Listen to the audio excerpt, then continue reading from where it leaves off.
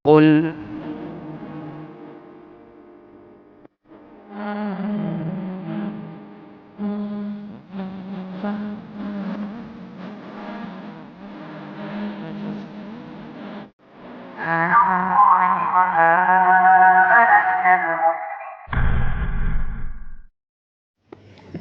Bismillahirrahmanirrahim. Assalamualaikum warahmatullahi wabarakatuh.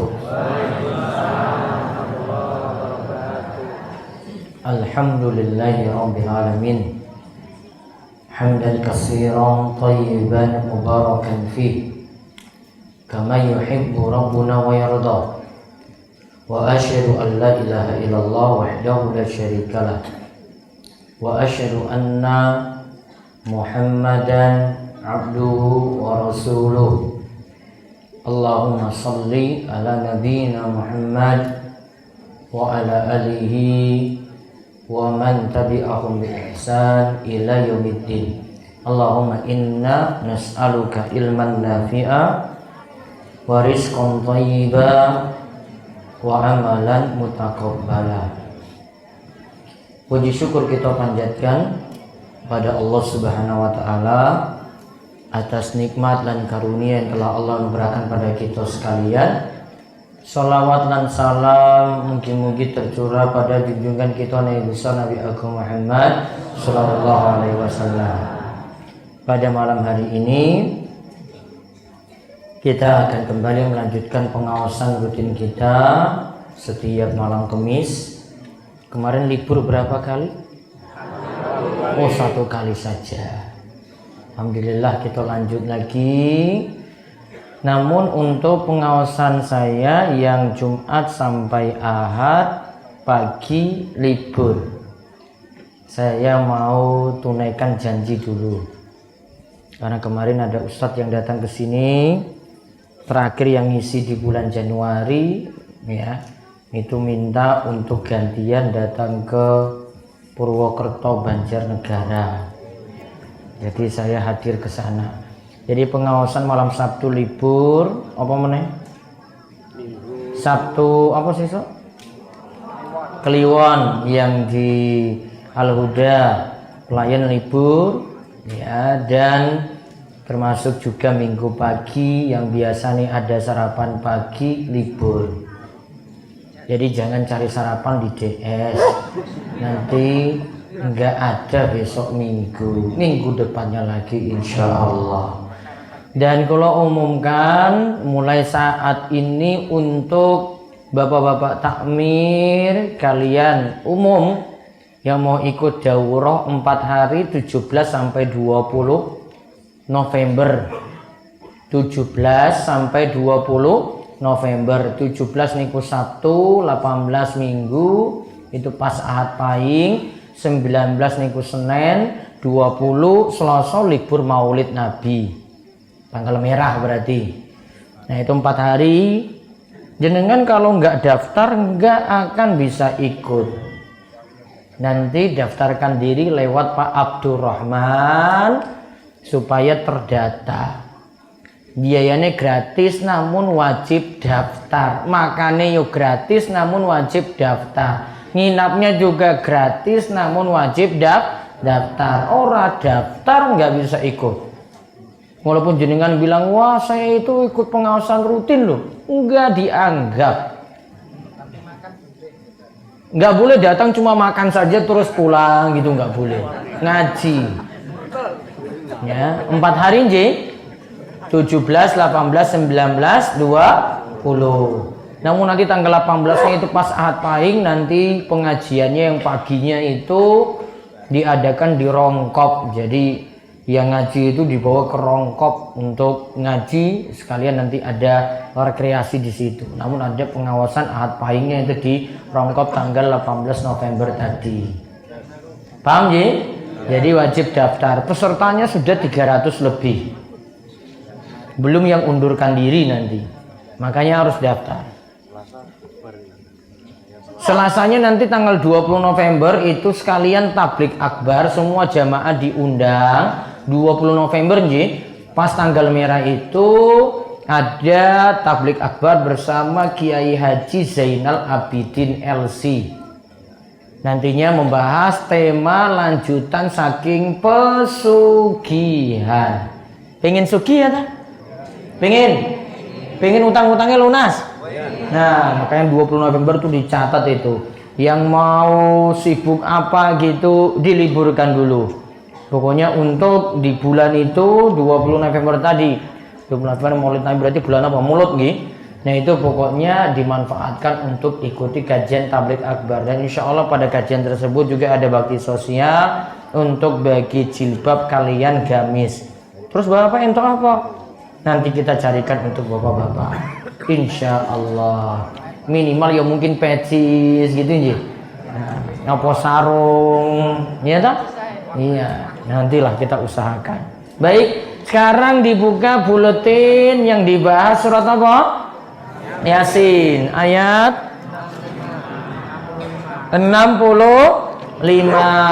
Dibuka Yasin ayat 65. Nanti silahkan untuk bertanya di akhir. Kemudian perlu ada kuis lagi? Hah? Perlu ada kuis? Ibu-ibu pengen kuis? Hadiahnya apa? Gelas wae yo, gelas ya. Cangkir. Gampang pecah, ya pokoknya gelas. Bapak pengen kuis? Hadiahnya apa? Sarung ora ono ning toko. Apa hadiahnya? Hah? Apa? Umroh. Ya Allah. Ki ora hadiah kuwi. Iya, warang tenan iki. Motormu aja kalah itu dengan biaya umroh itu. Dah. Baik, dibacakan Yasin ayat 65. Disimak buletinnya. A'udzu billahi minasy syaithanir rajim. Al-yawma nakhtimu 'ala afwahihim wa tukallimuna aydihim wa tashhadu arjuluhum bima kanu yaksibun. Pada hari ini kami tutup mulut mereka, dan berkatalah kepada kami tangan mereka, dan memberi kesaksianlah kaki mereka terhadap apa yang dahulu mereka usahakan. Yasin 65. Baik. Al-yawma, pada hari ini. Hari ini maksudnya hari apa? Nah, di catatan situ hari kiamat. Nakhtimu, kami tutup ala afwahihim. Afwahihim, mulut-mulut mereka. Mulut mereka ditutup supaya nggak bisa bicara. Ya, mulut itu akan ditutup supaya tidak bisa berbicara. Karena biasanya nanti mulut nanti ketika ditanya, oh, kamu lakukan kayak gini, wah nanti mulut jawab, oh nggak benar itu. Maka nggak usah mulut yang jawab. Lalu dan berkatalah kepada kami, wa tukallimuna aydihim.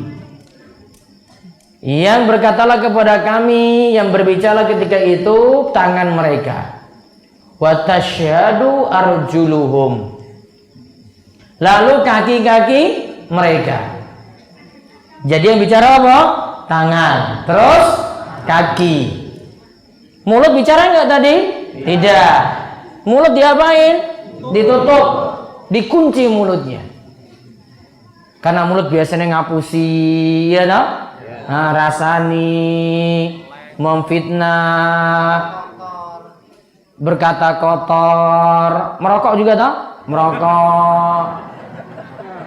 Mulut kan? Iya. Itu ditutup itu tadi, dikunci. Ini nggak bisa bicara ini. Yang bicara apa tadi? Tangan, terus kaki, bimakanu yaksibun, atas apa yang telah mereka usahakan. Nah sekarang lihat faedah saking ayat. Pertama, pada hari kiamat mulut orang-orang kafir akan ditutup, lalu tangan dan kaki mereka akan berbicara atas apa yang telah mereka perbuat di dunia. Ini juga keadaan orang munafik pada hari kiamat. Baik. Diberi catatan situ yang dilakukan di sini pada orang kafir, kalian munafik. Kemarin sudah kita singgung ya tentang orang kafir dengan orang munafik, yaitu pada ayat Islauhal yawma bima kuntum takfurun. Masuklah kamu dalam neraka atas kekufuran yang kamu lakukan. Kemarin kufur ki artinya apa ya kufur? Karo syirik. Kemarin kita bahas kafir kalian syirik itu apa maksudnya? Ada perbedaan nggak? Apa kafir apa syirik? Sama-sama. Kok sama-sama? Yo sama-sama keluar dari Islam. Namun apa bedanya kemarin? Nah, iki sopo sing iso jawab iki lho. Ayo. Kalau kafir itu keluar dari Islam. Ngacung. Kafir itu keluar dari Islam, kalau syirik itu belum tentu keluar dari Kafir keluar dari Islam, syirik belum keluar dari Islam. Wah. Berarti saya mending sedekah laut saja kalau gitu. Syirik orang keluar dari Islam. Tapi kan orang itu masih beragama Islam. Ya KTP, kan orang dianggap KTP. Iya. Apa bedanya coba? Kemarin sudah dijelaskan loh, kafir kalian syirik loh. Nah, Kalau kafir itu kan sudah keluar dari Islam. kafir keluar dari Islam, syirik? Yus, kita bahas kafir kalian syirik dulu, belum munafik. Syirik itu masih Islam. Apa bedanya kafir karo syirik? Kemarin sudah dijawab loh kemarin pas ayat sebelumnya. Kafir belum tentu syirik, syirik belum tentu kafir. Apa maksudnya? Nah, kafir beribadah pada selain Allah, syirik beribadah kepada selain Allah, kafir. Masya Allah, catat itu, Pak, catat alamatnya di mana? Ya, namun cuma ambil aja di toko guru alamat, kalau ditanya. Nanti ada hadiahnya. Sudah, kafir itu menolak kebenaran. Kalau syirik beribadah kepada selain Allah. Tak ulang, kafir itu menolak kebenaran. Kalau syirik beribadah kepada selain Allah. Diulang lagi, kafir itu menolak kebenaran. Kalau syirik beribadah kepada selain Allah. Dua-duanya sama-sama dapat mengeluarkan dari Islam. Nih misalnya ada Al-Quran, terus ada yang datang dengan Al-Quran ini kemudian dia injak-injak Al-Quran tadi. Kafir apa syirik? Kafir. Itu melakukan perbuatan kufur, nolak kebenaran dia. Nggak boleh Al-Quran itu diinjak-injak. Ya kan? Nggak boleh Al-Quran diinjak-injak. Kafir itu perbuatannya. Beri tumbal pada selain Allah, syirik apa kafir? Sesajen pada selain Allah, syirik apa kafir? Syirik. Namun sama-sama keluar dari Islam. Paham ini? Paham Ji? Terus kalau ada yang misalnya pada bulan tertentu beri sedekah laut misalnya, syirik apa kafir? Ya, secara spesifik itu syirik. Namun perbuatan syirik ini membuat orang kafir keluar dari Islam. Gitu. Ya pokoknya tak terangke apa adanya lho. Ono sing protes ya biarin. Ya, daripada kena gempa, kena tsunami ya monggo. Ya, mikir pokoknya. Ya. Karena syirik itu yang nanti buat Allah murka. Iya toh? Iya. Kok bisa lemah itu kok gerak, terus lumpurnya kok keluar, rumah kok masuk dalam tanah. Itu kan gak mungkin cuma peristiwa alam saja. Iya toh? Sekarang kalau itu peristiwa alam, siapa yang nanti tentukan itu coba? Siapa yang gerakan coba? Apa bumi bisa gerak sendiri? Bisa nggak bumi gerak sendiri coba? Nggak ada yang gerakan mungkin? Tanah kok bisa lumpur-lumpurnya keluar terus rumah tadi akhirnya masuk dalam tanah coba? Bisa kayak gitu bisa? Bumi bisa gerak sendiri tanpa digerakkan oleh Allah? Bisa nggak? Nggak bisa. Berarti yang tentukan ini itu bukan peristiwa alam, ini bukan terjadi sendirinya, bukan fenomena alam, bukan sekedar ada lempeng yang bergerak di dalam bumi, namun itu karena Allah murka, karena Allah lagi marah besar. Marah besarnya karena perbuatan apa? Syirik, kekafiran, banyak yang nggak sholat, ya toh? Banyak yang nggak ngaji. Tradisinya yo dijalankan terus, jauh saking tunan. Maksiat, dosa-dosa besar dijalankan terus, diizinkan, dilegalkan. Ada lesbian, ada gay, ya toh? Dijalankan terus, itu ada, malah dilegalkan, membuat Allah itu marah. Maka datanglah apa? Gempa, datanglah tsunami. Mugi-mugi Gunung Kidul selamat ya. Berarti solusinya apa coba? Ngaji, kalian ngibadah. Kalau nggak ngaji, nggak ngibadah, ya nanti musibah itu udah datang. Hancur lebur itu kalau kita mau harap-harap seperti itu coba. Kalau nggak mau tobat, nggak mau ngibadah, nggak mau kembali pada Allah, Allah itu nanti murka sekehendak Allah. Allah mau berbuat apa? Situ nggak pandang nanti ada tiang soleh, apa tiang kafir, apa tiang maksiat, nggak dipandang, semuanya kena azab. Betul nggak? Apa semua orang soleh nanti diselamatkan itu? Enggak. Orang solehnya juga bisa tewas di tempat juga bisa. Namun nanti pada hari kiamat orang-orang soleh akan dibangkitkan bersama dengan orang-orang yang baik. Tergantung niatnya. Karena dia adalah orang yang baik. Paham ini Bapak-Bapak? Paham gak? Berarti sebab musibah itu datang karena apa? Dosa dan maksiat. Sebab gempa dan tsunami itu datang karena apa? Dosa dan maksiat. Termasuk juga ibu-ibu, ya, banyak kita lihat di sekitar kita nggak nutup aurat. Banyak nggak ibu-ibu? Banyak. Banyak apa sedikit? Banyak. Lebih banyak yang ngangge jilbab apa orang ngangge jilbab? Orang ngangge jilbab. Wah, itulah. Makanya hidupnya susah, utangnya banyak, penyakitnya banyak.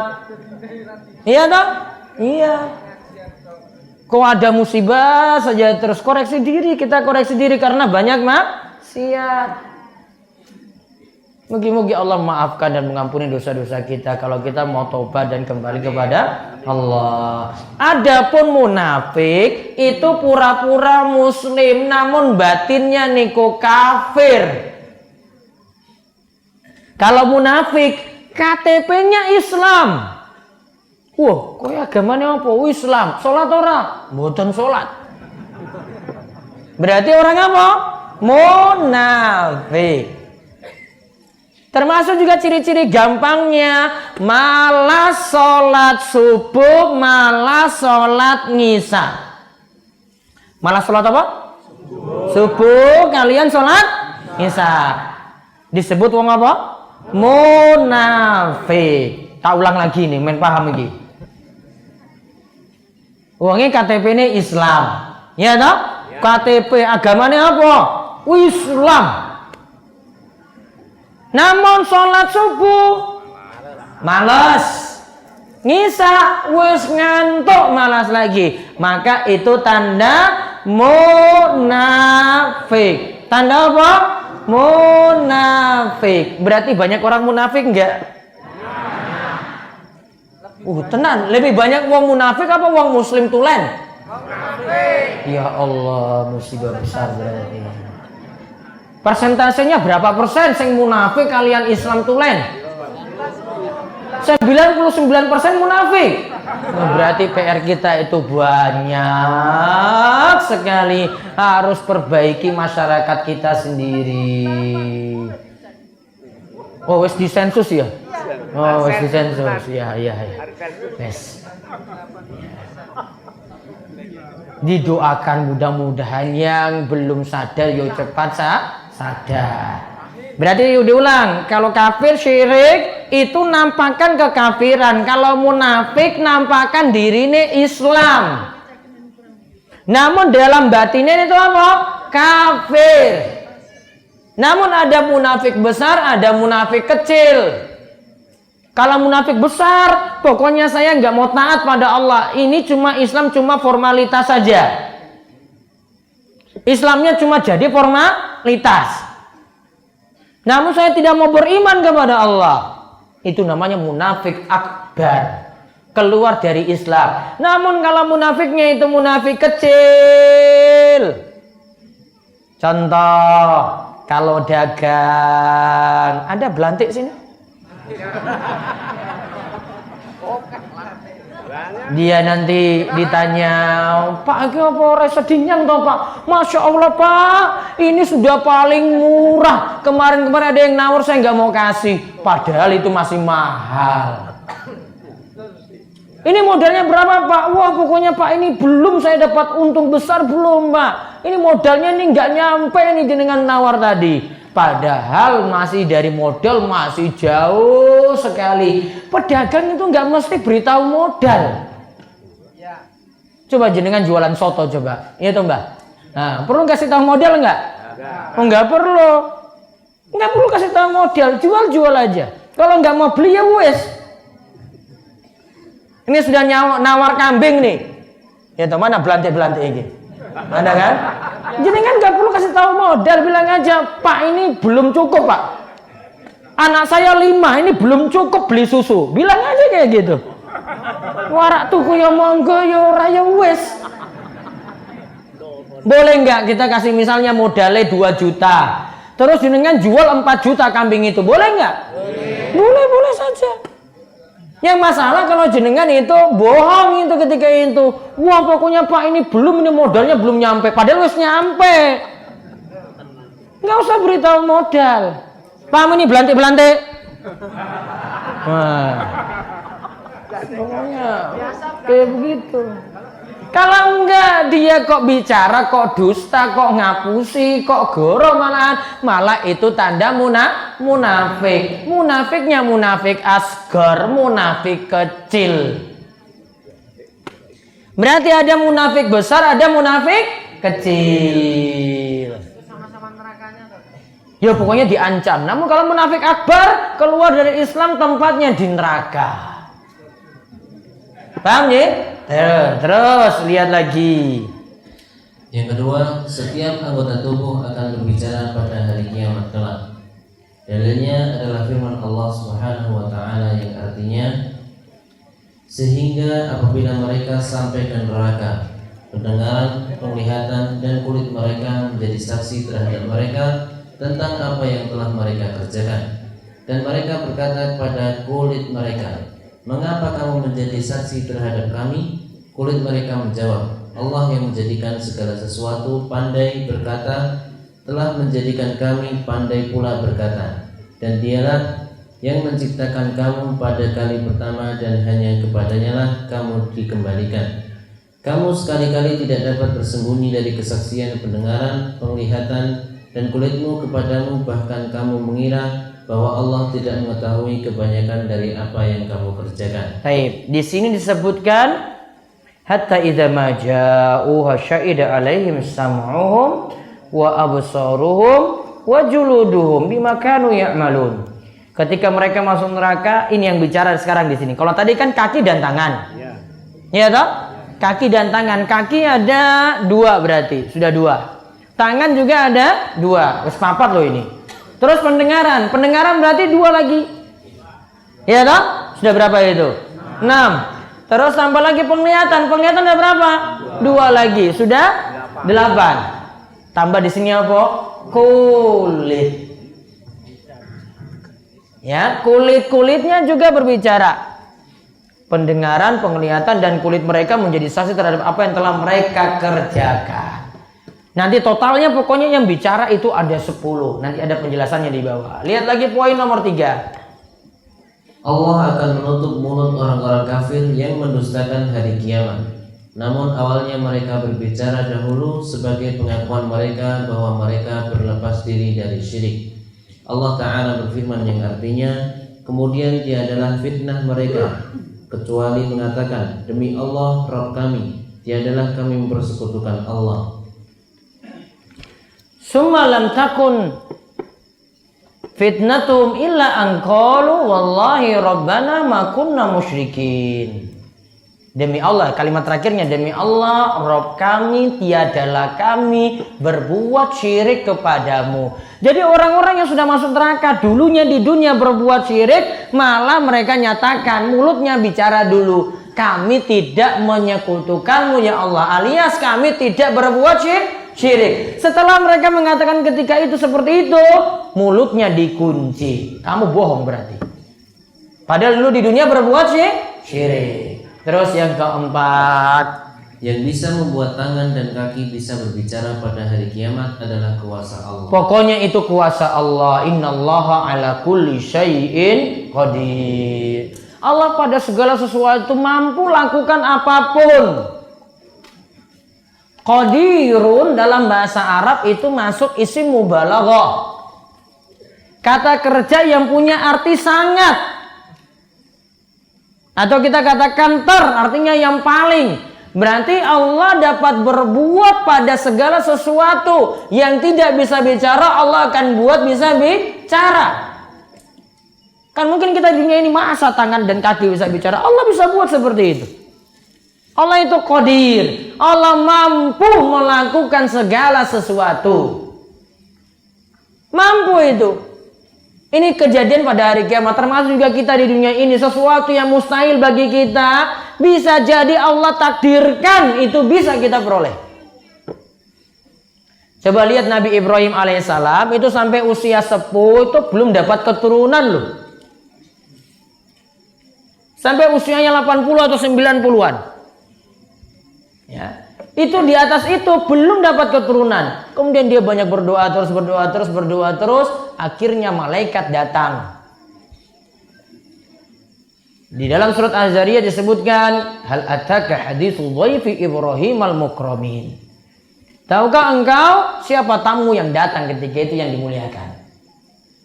Ini tamu yang datang ini datang untuk menyampaikan istri Nabi Ibrahim alaihissalam akan mendapatkan keturunan, yaitu anaknya akan diberi nanti Ismail. Padahal ketika itu istrinya, dia itu mengatakan bahwasanya, wah istri saya itu sudah ajuzun hakim, istri saya sudah sepuh hakim, sudah divonis mandul. Apa tadi? Dua sifat ya istrinya ini. Yang pertama sudah apa? Sepuh. Yang kedua apa? Hakim. Sudah divonis nggak punya keturunan. Allah takdirkan berbeda coba. Ketentuan tadi Allah tentukan Ibrahim punya keturunan dari istrinya tadi. Di usia yang sepuh. Maka ketika istrinya dengar kayak gini, masuk kamar kemudian mukul-mukul mukanya, tanda itu heran sekali, kok bisa Allah takdirkan seperti ini. Yang disebutkan dalam surat Az-Zariyat. Jadi semua mampu Allah lakukan. Kita kalau dalam susah juga demikian. Kita kalau dapati suatu kesulitan, itu bisa berubah nantinya keluar, dapat jalan keluar, datang ke lapangan, datang kemudahan. Kalau Allah tentukan mudah. Makanya kan ada ayat bunyinya, fa inna ma'al usri yusra. Terus inna ma'al usri yusra. Sesungguhnya di balik kesulitan itu ada kemudahan. Terus di balik kesulitan itu ada kemudahan. Kata para ulama pakar tafsir, yang dimaksudkan diantaranya tentang ayat ini satu kesulitan. Kesulitan cuma satu saja. Kemudahan itu dua. Kesulitan berapa? Satu. Satu versus dua. Kesulitannya cuma satu, lawan berapa kemudahan? Dua. Maka nggak mungkin sulit itu selamanya sulit terus. Susah itu nggak selamanya susah terus. Pasti suatu waktu nanti ada jalan keluar. Tinggal kita mau yakin atau tidak. Kalau orang beriman, rajin ngaji, harus selalu yakin pada Allah. Tawakal penuh pada Allah. Walaupun susah sekalipun, ya Ustadz ini kok utangku banyak sekali, yakin pada Allah. Nanti Allah yang berikan jalan keluar itu. Kesulitan ini nanti Allah ganti. Tadi satu kesulitan lawan berapa kemudahan tadi? Nggak mungkin kemudahan itu satu, kesulitannya yang dua, nggak mungkin. Kesulitan cuma satu, kemudahan yang ada dua. Tinggal kita yakin atau tidak. Semuanya bisa yakin? Bisa yakin Allah datangkan kemudahan? Harus yakin. Ngaji itu untuk memperbesar keyakinan. Kita ngaji itu untuk memperbesar keyakinan. Nanti suatu waktu jalan keluar segera datang. Ya, insya Allah mau punya penyakit berat, mau punya kesulitan ekonomi, mau dalam masalah pekerjaan, mau di rumah masalah dengan istri, atau masalah dengan suami, atau masalah dengan masyarakat sekitar, pasti nanti akan datang jalan keluar. Fa inna ma'al usri yusra, inna ma'al usri yusra.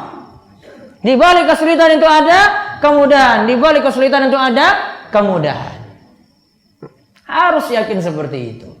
Terus yang berikutnya lagi, sebagian anggota badan bisa menjadi saksi pada anggota badan lainnya pada hari kiamat. Jadi manusia bisa menjadi saksi untuk dirinya sendiri. Manusia bisa jadi saksi untuk dirinya sendiri. Saya sebutkan hadisnya di sini. Ketika hari kiamat ada yang berbuat jolim, lalu dikatakan dalam hadis, la ujizu alayya illa syahidan min nafsi. Saya ternyata berbuat kesalahan, yang jadi saksi itu adalah diri saya sendiri. Disebutkan dalam hadis ini, fayaqulu kafa bi nafsikal yawma 'alaika hasiba. Cukup dirimu yang menghisab dirimu sendiri. Wa bil kiramil katibina syuhuda, dan juga ada malaikat-malaikat yang catat amalmu itu jadi saksi. Fayuhtamu 'ala fihi, lantas mulutnya itu ditutup. Tadi kan sama dengan ayat apa? Yasin tadi tadi disebutkan nakhtimu ala afwahihim. Kemudian wa yuqali arkanihi, lalu mulut ditutup, bagian yang lain itu dikatakan, bicara kamu.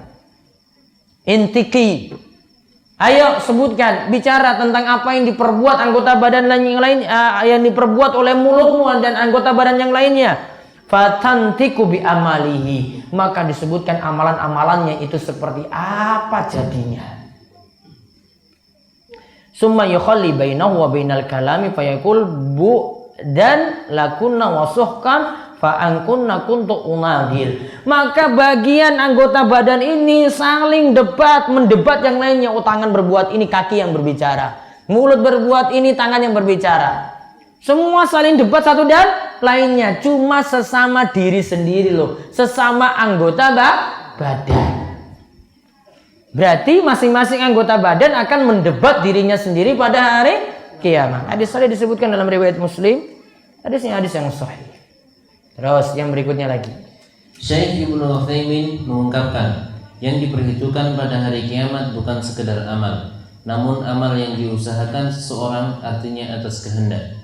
Maka berbeda antara ayat bima kanu yaksibun dan bima kanu ya'malun. Karena ada yang beramal namun bukan dengan kehendak dia sendiri, seperti amalan orang yang lupa, yang tertidur atau semisal itu. Nah, yang diperhitungkan itu bukan sekadar amal, namun apa? Amal yang diusahakan. Maka ingat ayatnya itu berbeda, bima kanu yaksibun dengan bima kanu ya'malun, karena ada yang beramal namun bukan kehendak dia. Kalau di sini yang pakai kehendak, berarti kita sholat karena keinginan kita. Kalau seandainya kita itu kok beramal, kok ada amalan kita itu lupa, bukan karena kehendak kita. Misalnya subuh tanginya jam 7. Masih boleh sholat subuh enggak? Ibu tangi jam 7. Masih boleh sholat subuh? Bapak, tangi ini jam 7. Masih boleh sholat subuh enggak? Oh, saya rinci, enggak mesti. Loh, kalau sengaja gimana? Nggak boleh. Wah, di setel alarmnya jam 7 tangi coba.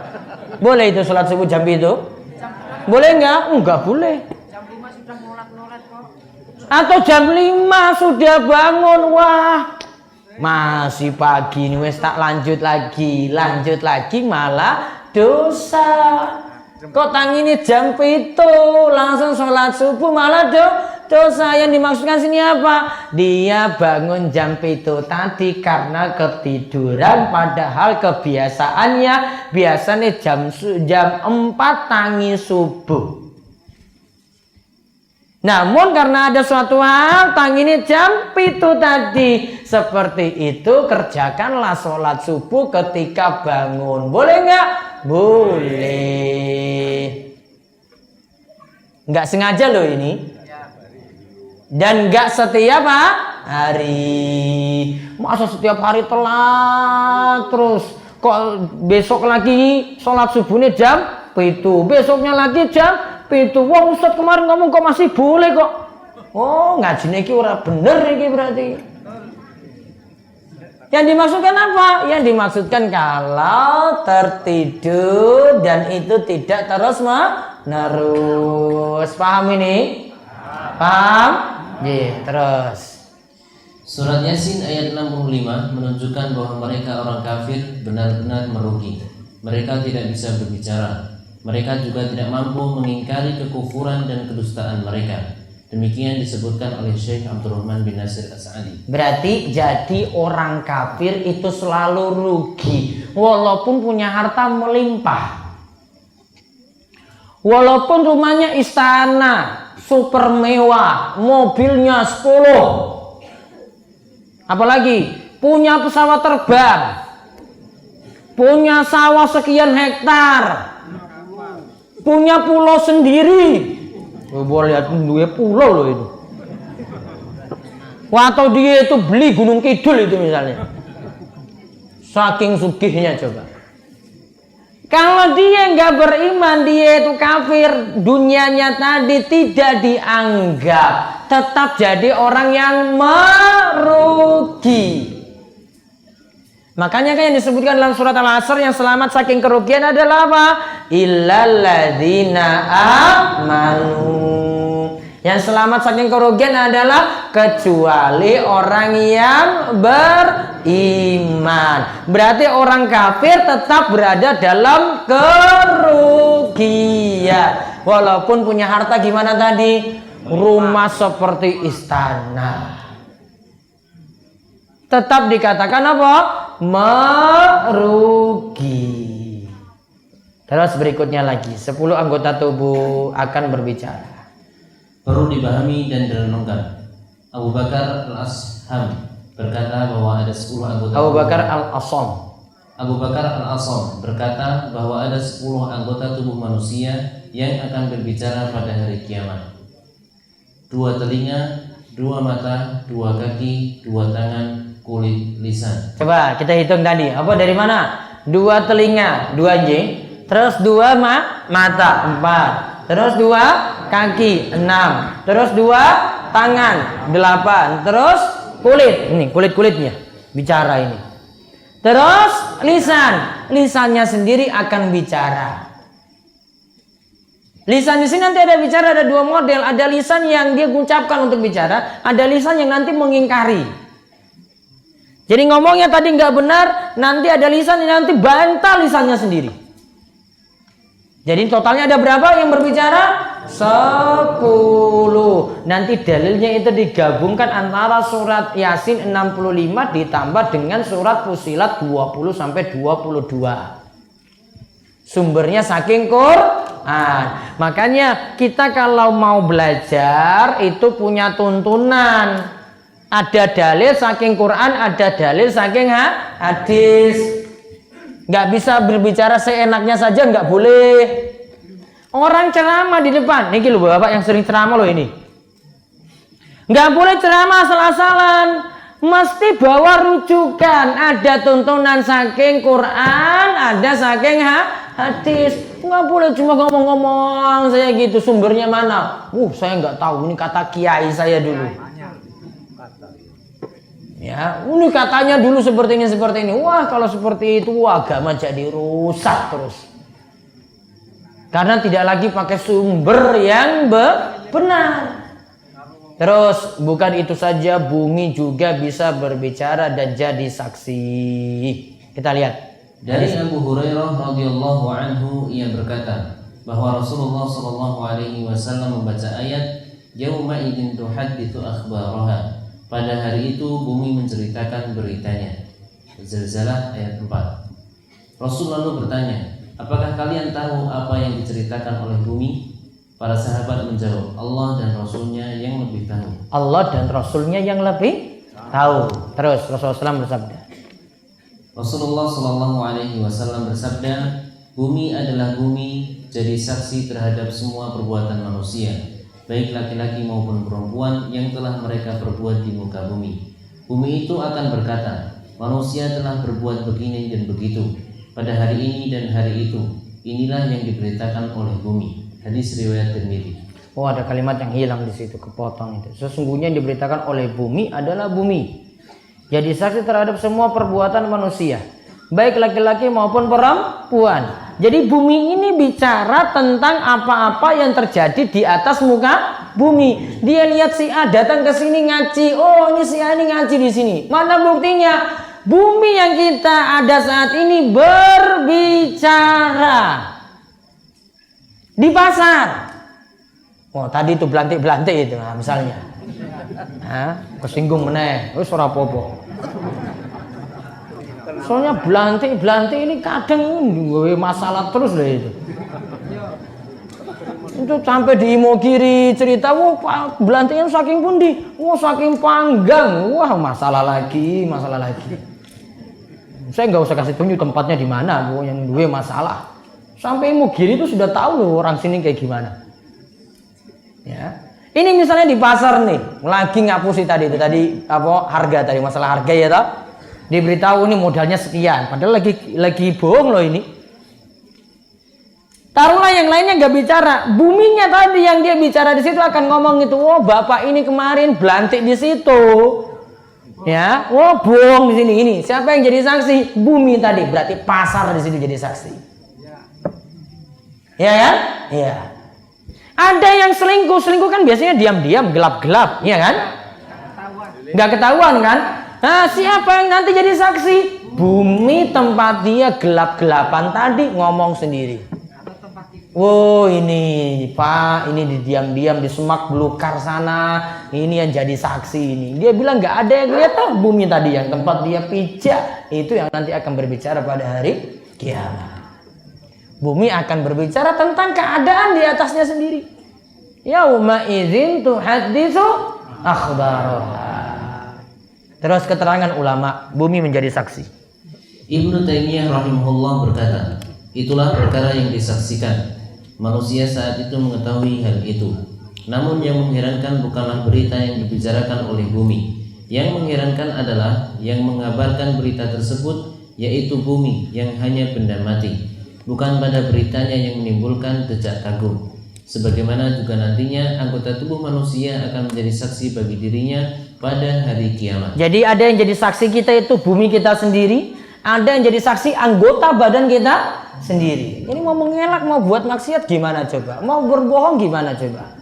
Badan jadi saksi, bumi yang tempat kita berpijak juga jadi saksi. Tempat tidurnya dalam kamar, tembok-temboknya, semua bagian-bagian yang ada dari muka bumi ini akan berbicara. Terakhir, semoga kita bisa memperbanyak ibadah.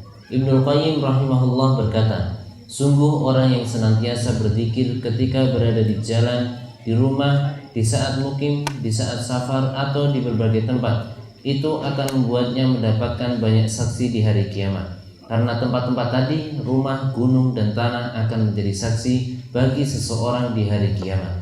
di sini dituntut kita banyak ibadah karena semua tempat nanti jadi saksi. Bapak ibu-ibu, ada yang dari Rongkop misalnya itu datang sampai sini, ada yang dari Semanu, dari mana-mana datang sini. Di perjalanan coba baca zikir astagfirullah, astagfirullah. Jadi kan lewat situ, lewat pohon, lewat tanah gitu. Nah pohon-pohon ini lihat itu, Kemudian nanti akan bicara pada hari kiamat. Orang ini ketika lewat tempat ini baca istighfar, astagfirullah, pulang sambil zikir. Masya Allah ya kan? Iya. Maka dituntut lagi kita kalau sholat wajib, bapak di mana tempatnya pak? Masjid. Sholat wajib di mana? Masjid. Kalau bapak sholat wajibnya di rumah jadi apa kemarin? Soleha. Bapak-bapak soleha. Saat ini pun sadar apa dereng ini? Apa jadi soleha? Awas kalau urung sadar loh ini.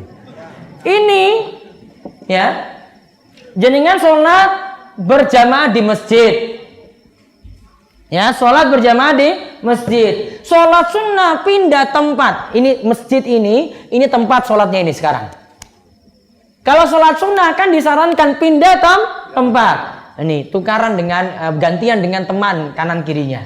Pak, saya di situ, jenengan di sini. Maka ketika pindah tempat, ini tempat sholat wajib jadi saksi. Tempat sholat sunnah juga jadi saksi. Cuma gara-gara pindah tempat. Itulah kenapa kalau sholat wajib kalian sunnah dianjurkan pindah tempat. Cuma bukan hanya di tempat itu, wah wes zikir Allahu Akbar meneh di situ. Jangan pindah tempat. Tujuannya apa? Biar memperbanyak saksi. Ada juga anjuran sudah sholat wajib di masjid, kerjakan sholat sunnahnya di rumah, ba'diyahnya kerjakan di rumah. Tujuannya apa? Di masjid jadi saksi, yang di rumah juga jadi saksi. Gitu. Bukan di masjid semuanya. Paham ini bapak-bapak? Jenengan sholat wajib di masjid, pulang ke rumah, ba'diyah di rumah. Di antara tujuannya apa? Memperbanyak saksi. Biasanya itu gimana tuh sekarang? Di masjid terus ya toh? Ya. Wah, ganti. Biar orang-orang di rumah juga paham. Anak punya anak di rumah, anaknya paham bapaknya sholat di rumah. Oh, cara sholatnya kok kayak gini ya? Wah, itu sholat sunnahnya diajarkan lagi oleh bapaknya. Kalau bapaknya di masjid terus, anak nggak tahu. Apalagi kalau keterlaluan, bapaknya nggak pernah sholat. Rata-rata. Orang rata-rata nih, ya Allah. Kok doa ini kok elek banget gini. Ya. Kalau anaknya lihat bapaknya nggak sholat, anak ikut nggak sholat nggak? Ikut. Kalau anak ditanya, kenapa kamu nggak pernah berangkat ke masjid? Wah, bapak weh kaya ngono kok malasnya, bukan main. Maka anak akan niru bapak. Berarti bapak dapat dosa jariah nggak di sini? Dapat. Kenapa? Memberikan contoh yang tidak baik pada anak. Anaknya nggak sholat gara-gara bapaknya juga nggak sholat. Cukup? Cukup. Dan monggo jika ada pertanyaan dipersilakan. Ingat malam Sabtu besok nggak ada ya kajian di Karangrenceng. Nanti berikutnya insya Allah awal November.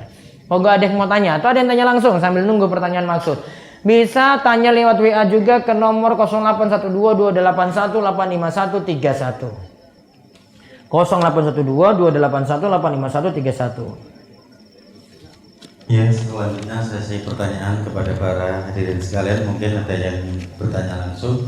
Silakan. Ada yang nanya langsung, bapak-bapak. Nah, itu Mas Maulana itu ya. Mike diranting ke situ.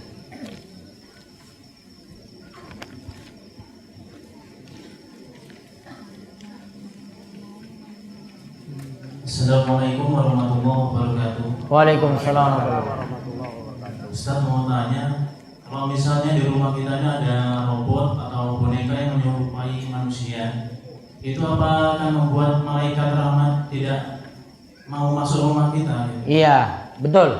Malaikat rahmat tidak mau masuk. Sebagaimana Jibril dulu tidak mau masuk dalam rumah yang ada gambar.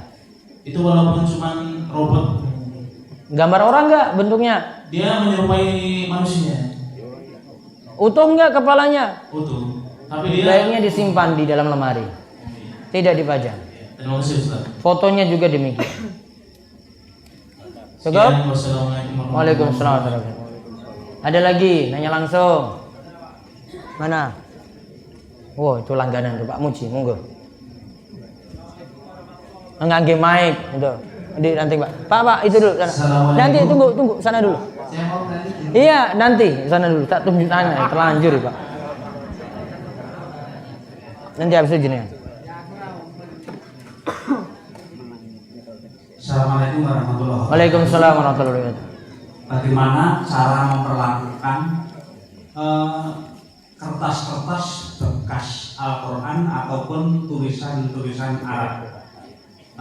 Misalnya yang sudah lusuh dan sebagainya, jangan sampai nanti timbul penafsiran, mungkin kita bakar salah, kita tanam salah, bahkan terinjak dengan tidak sengaja salah. Bagaimana cara memperlakukan kita terhadap katakanlah bekas-bekas yang tulisan Al-Quran? Sekian, terima kasih. Assalamualaikum warahmatullahi wabarakatuh. Masih bisa dihimpun lagi jadi mushaf Quran atau tidak? Enggak Pak, yang sudah sobek-sobek. Sudah sobek-sobek, berarti dibakar. Karena kalau ditanam nanti diinjak-injak. Kalau dibuang juga disepelekan. Maka boleh untuk dibakar. Itu perlakuan untuk mushaf amannya seperti itu. Ini saya nggak sangkut pautkan dengan bakar-bakar bendera loh di sini. Ora urus itu. Satu lagi Ustaz. Ya. Ini dalilnya lalat kalau kecemplung air teh itu memang dalilnya itu sahih gimana? Sahih Bukhari Muslim. Memang diminum. Jadi lalat itu jatuh di gelas, terus disuruh celupin lalat tadi, terus lalatnya dibuang. Di salah satu sayapnya ada racun, satu sayapnya lagi ada pelawar racun tadi. Imani saja, jalankan saja. Setelah itu setelah dicelupkan mau minum atau enggak terserah jenengan.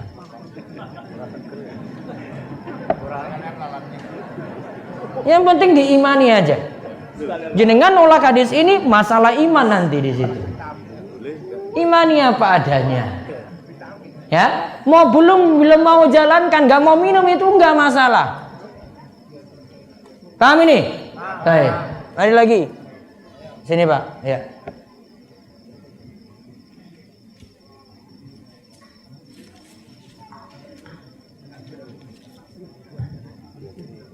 Assalamualaikum warahmatullahi wabarakatuh. Waalaikumsalam warahmatullahi wabarakatuh. Saya mau tanya Ustaz. Pertanyaan saya, seringkali saya itu mendapat undangan untuk pengajian manaqib, istighosah, mujahadah, selawat nariyah. Dan itu wajibkah saya datang ataupun tidak? Dan salahkah apabila datang? Terima kasih. Yang jenengan tanya jenengan atau saya? Kalau saya nggak datang. Kalau jenengan saya nggak tahu resikonya bagaimana. Bagaimana baiknya? Ya kalau saya nggak datang. Terima kasih. Kalau jenengan saya nggak tahu nasib jenengan gimana kalau nggak datang. Karena ada yang nggak datang dikucilkan, ya berarti urusannya lebih berat. Kalau saya kan cuek saja, wong itu nggak masuk tuntunan kok. Saya kan bisa jelaskan.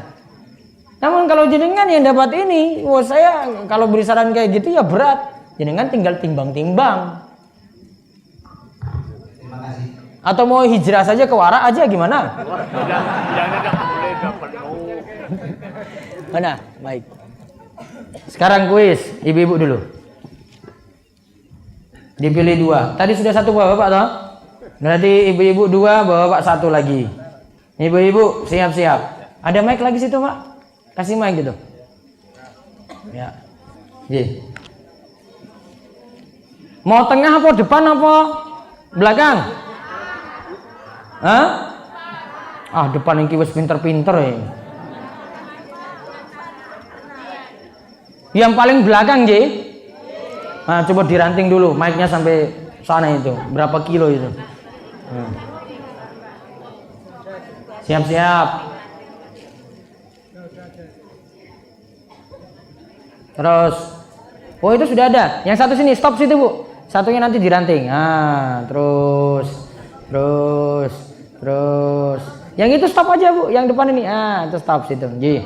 Ikut terus, Ji. Ibu-ibu sehat, Bu? Sehat. Mau hadiah apa tuh ini tuh puisinya? Hah? Hadiahnya apa? Gamis. Apa ora dinggo? Paling ora dinggo jagung wae iki. Iya. Mana mic-nya? Sek mburi. Ya, terus. Ye, pon sampai situ. Yang sini mana? Tengah sini, Ji. Sek depan. Ah, siap. Satu belakang sana, Ji. Yang belakang, yang dekat mic. Sebutkan surat yang membicarakan bumi bisa berbicara. Yang belakang dulu, yang belakang tadi mic-nya. Sebutkan ayat yang menyebutkan bumi bisa berbicara.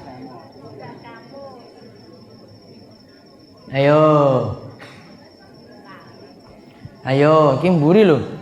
Sapa? Ngacung terus pegang mic gitu. Ngacung, pegang mic terus berdiri jawab. Ayo, Bu. Waduh, yang mburi iki ora iso jawab ya. Yang sekitar situ coba, sekitar situ ngacung dulu. Jadi kan ngacung nanti mic situ. Mana ada yang paling belakang sana? Oh, ranting ke paling belakang sana dekat tembok itu. Ranting lagi mic-nya. Mana mic? Padahal hadiahnya ini mahal loh, ini hadiahnya tak nih mahal loh ini. Arak gamis. Gamis apa jilbab? Bu. Sesuk wae nih 20 November dine gamis kabeh pokoknya. Iya, jawab, Bu. Nggih, ada mic situ. Nggih, jawab. Surat Al-Zalzalah. Baca. Ayat berapa? Ayat berapa? Baca ayatnya.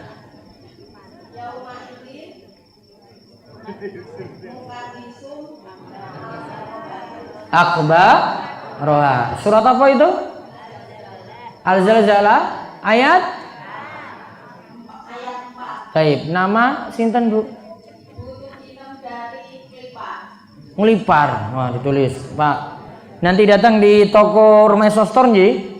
Hadiahnya nanti disuruh pilih itu. Baik, ini. Yang mana sini mic? Nggih. Dekat sini ya, ngacung. Dihafal, nggak boleh lihat kertas. Mau lihat kertas batal. Sebutkan 10 anggota badan yang bisa berbicara. Ya Allah, astagfirullah. Ora sanggup aku nih hadiah kabeh iki.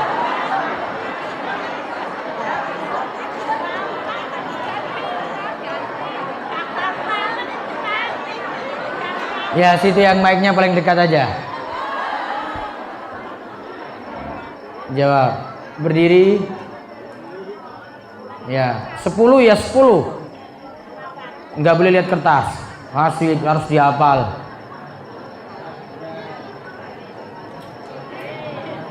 Ada berapa? 10. Ya. 1, 2 telinga, sudah 2. 2 mata 4. 2 tangan 6, 2 kaki 8, kulit 9, terus terakhir lisan 10. Nama? Pelanjan Saptosari. Wis. Pengen lagi satu lagi? Nah, pengen lagi? Wis rampung. Bapak-bapak. Mana mic-nya Bapak-bapak? Pak, itu pegang. Nanti tak kasih mic ini. Siap. Bapak siap? Nggak boleh lihat kertas. Sebutkan surat Yasin ayat 65. Wow.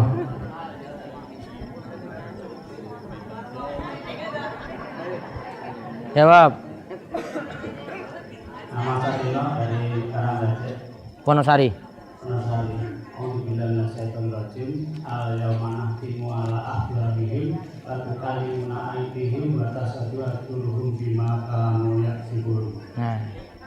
betul toh? Nah, dapat satu lagi. Nanti ambil hadiah dengan nominal 100.000. di Rumaiso Store. 4 orang yang tadi ya. 1, 2, tadi 1 yang mana nomor 1? Ini 1, 2. Ini Karangreja juga? Oh, Gading. Oh ya. 1, 2, yang belakang 3, ini 4. Baik. Saya jawab terakhir untuk untuk lewat mic ada lewat apa? Radio, monggo Pak. Masih ada 10 menit. Ya, pertanyaan lewat radio. Assalamualaikum warahmatullahi wabarakatuh. Waalaikumsalam warahmatullahi wabarakatuh. Mohon maaf atas minta saran dan solusi dari masalah ini, Ustaz. Jika saya sudah mengenal bahwa riba itu haram, tetapi orang tua tetap tidak merasa bahwa riba itu haram. Kemudian karena ada kebutuhan mendesak, orang tua mau mengambil hutang ke bank, tetapi yang dipakai untuk nama penghutang adalah diri saya. Terus tidak boleh dibantu. Orang tua pinjam uang terus pakai nama jenengan. Nanti yang jadi jaminannya juga pakai barang-barang jenengan di situ atau sertifikatnya atau apa. Maka berarti dukung dalam dosa. Ya, itu dukung dalam dosa. Enggak boleh dibantu. Nasihati orang tua supaya tidak pinjam uang riba. Terus selanjutnya, hukum dalam masalah akidah, hukum dalam masalah ibadah, hukum dalam masalah muamalah, hukum dalam masalah. Oh, itu kuis tadi Pak Niko. Oh iya. Itu jawaban kuis. Berarti sudah cukup. Ya. Ustaz, tolong ajarkan pada kami amalan yang bisa membuka pintu rizki. Dicatat 1, banyak istighfar. Ini ditanya ini, apa amalan untuk membuka pintu rizki? 1, baca istighfar. Gimana istighfar? Astagfirullah. Ayo coba istighfar. Astagfirullah. Itu yang ringkas, bisa astagfirullahaladzim. Ya, bisa seperti itu. Terus yang kedua, sholat duha minimalnya kalih rakaat. Itu juga jadi pembuka pintu rezeki. Yang ketiga, silaturahim. Jalin hubungan dengan kerabat, dikunjungi yang masih sedulur-sedulurnya. Jangan cuma karena mau golek utangan terus dikunjungi, enggak. Pokoknya datangi tadi sedulurnya, oh ini sudah lama saya enggak jenguk. Termasuk dengan orang tua, termasuk dengan simba, termasuk itu membuka pintu rizki. Sudah berapa tadi? 3. Yang keempat, perbanyak sedekah. Sedekah itu nanti akan membuka lagi pintu rizki yang baru. Memperbanyak apa? Sedekah. Yang kelima, memperbanyak doa. Memperbanyak doa. Di antaranya doanya misalnya untuk terbuka pintu rizki. Allahumma kfini bihalalika an haramik wa agnini bifadlika amman siwak. Niki pun hafal? Di Karangreja wis tak ulang loh ini. Itu doa untuk menghapuskan utang sepenuh gunung. Amalan yang keenam, umroh atau haji. Walaupun jenengan keluarkan uang untuk umroh atau haji, nanti akan terbuka lagi pintu rizki yang baru. Maka nggak ada dalam sejarah itu Pak Haji atau yang habis umroh itu rizkinya jadi susah, nggak ada. Yang jadi susah rizkinya itu kalau pelit nggak mau gunakan rizkinya untuk ibadah. Diulang tadi, amalan pertama apa? Istighfar. Kedua, sholat duha. Ketiga, silaturahim. Keempat, perbanyak sedekah. Kelima, perbanyak doa. Yang keenam, umroh atau haji. Ustadz, saya sudah membayar zakat, tapi belum terbayar semua. Karena saya terus menemui orang yang untuk menerima zakat harta dari saya, belum tepat untuk menerima zakat harta dari saya. Tapi saya rutin sedekah ke masjid. Apakah saya berdosa karena belum bayar zakat? Gini, zakat itu beda dengan sedekah. Jenengan masukkan uang ke kotak masjid itu bukan zakat, infak atau sedekah. Namun kalau kita keluarkan zakat ini dihitung 2,5% dibagi di antara 8 golongan baru disebut zakat. Maka nggak bisa saya masukkan uang zakat dalam kotak infak, nggak bisa. Karena ini cuma disalurkan untuk 8 golongan. Bagaimana cara memilih ustadz itu baik untuk diikuti? Lihat akidahnya. Akidahnya itu kayak apa? Itu yang paling penting. Yang kedua, lihat akhlaknya. Kok ustadznya kok doyan syirik? Kok dukung syirik? Nggak boleh ngaji dengan guru semacam itu. Kok jadi dukun? Kok malah jadi orang pinter? Profesinya selain ngulang ngaji, ya itu jadi paranormal juga. Nggak boleh ngaji dengan guru semacam itu.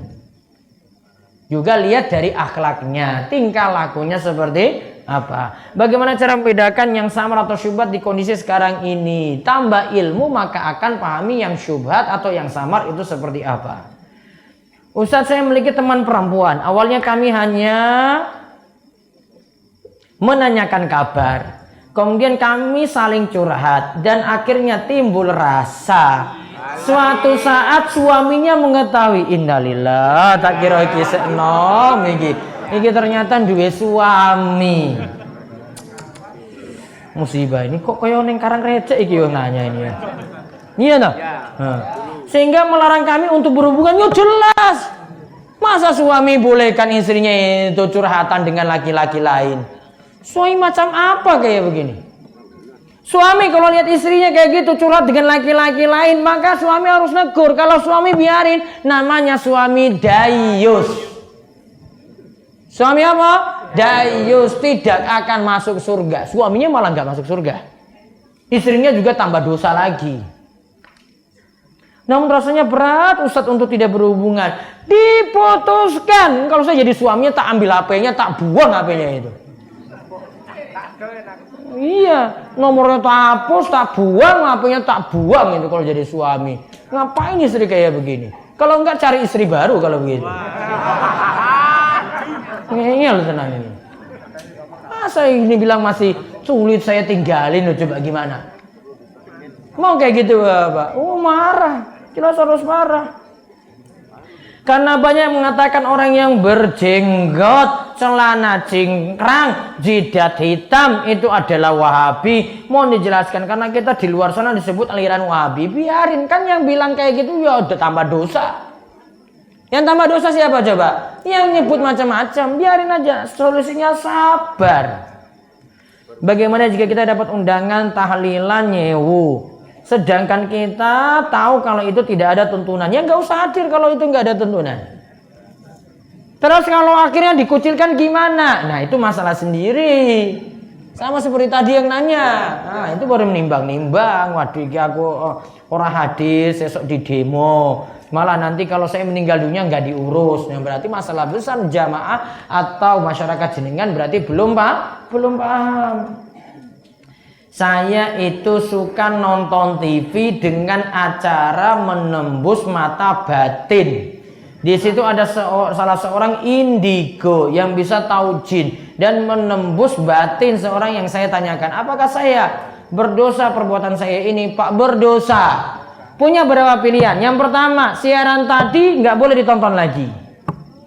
Kalau tetap bisa ditonton karena TV-nya ada, TV-nya didol, dijual. Rampung semuanya. Nggak ada solusi lain lagi. Didol wae ya rampung kan? Rampung. Orang duwe TV aman.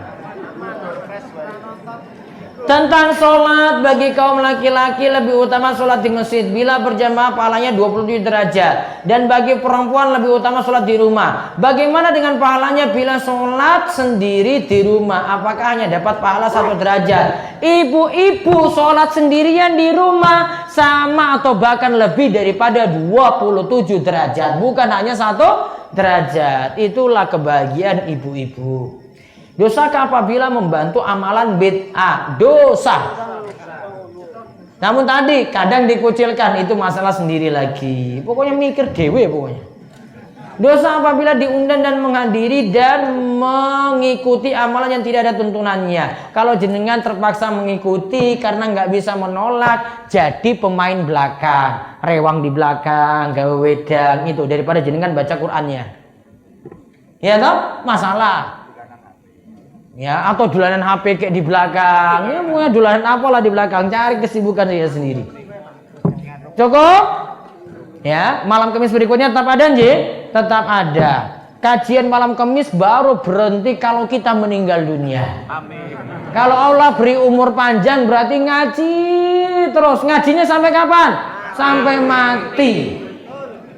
Sampai mati baru selesai. Kalau belum mati, belum rampung.